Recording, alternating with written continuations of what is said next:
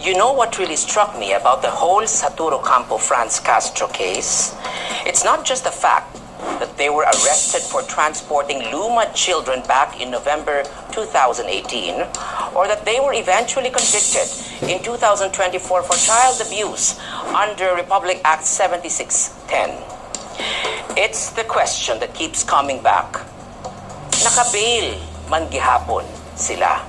Why? Di ba kapag serious ang offense, lalo na kung may parusang reclusion perpetua, non-bailable na yan? That's what many thought, and they had a point. But the law on bail is actually more nuanced than people assume. Let's break it down. Ato nang i-breakdown, ha? Rule 114 of the Rules of Court ang batas dito. Legal basis on bail.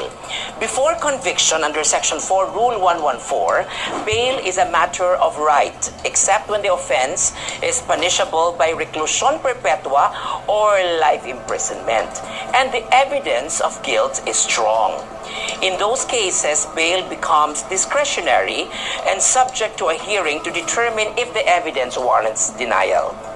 Pero, ang mas importante sa kaso nila ni OCAMPO o CASTRO ay bail after conviction. So naanata sa Section 5, Rule 114 of the Rules of Court, and it states, upon conviction by the Regional Trial Court of an offense not punishable by death, reclusion perpetua, or life imprisonment, the accused may be allowed bail if the penalty imposed is imprisonment not exceeding 6 years. The accused shall be denied bail or his bail shall be cancelled upon a showing by the prosecution with notice to the accused of the following. 1. That he is a recidivist, quasi-recidivist, or habitual delinquent, or has committed the crime aggravated by the circumstance of reiteration. Or the second, that he previously escaped from legal confinement, nag-eskapo, evaded sentence, or violated the conditions of his bail without valid justification. Or third, that he committed another offense while on bail.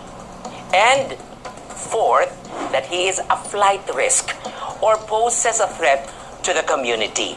So even after conviction, if the penalty is more than 6 years, bail may still be allowed unless any of those 4 conditions exist. Otherwise, the right to bail becomes discretionary. In People versus Halushos, the Supreme Court said, the right to bail is not absolute.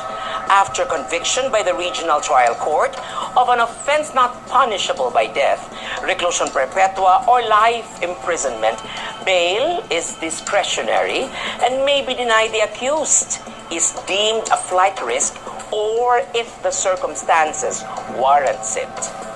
This jurisprudence clarifies that while bail may be granted, it is not guaranteed, especially once a person is convicted, unless the court believes that none of the risk factors are present, yung 4 na sinabi ko. So, what now?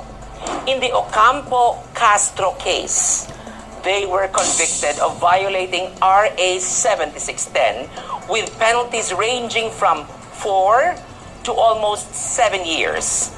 That puts them in a tricky spot. Under the rules, they can still apply for bail on appeal, but it's no longer a matter of right. The court must evaluate whether they're a flight risk, whether they committed another offense while out on bail, or whether their continued liberty poses a threat to the community. If none of those apply, the court may still grant bail, even post-conviction. That's probably why they were still out pending their appeal to the Court of Appeals. But this brings us to the bigger question. Is the law consistently applied or selectively used? Because if we're honest, kung ordinaryong LUMAD o estudyante kayang na-convict, would they have had the same legal access, the same favorable discretion? Sometimes, the law looks equal on paper, but in practice, the dili gid parehas ang pagtrato. And that's why cases like this don't just challenge legal principles. They challenge our idea of justice itself. Another day, another Regal POV.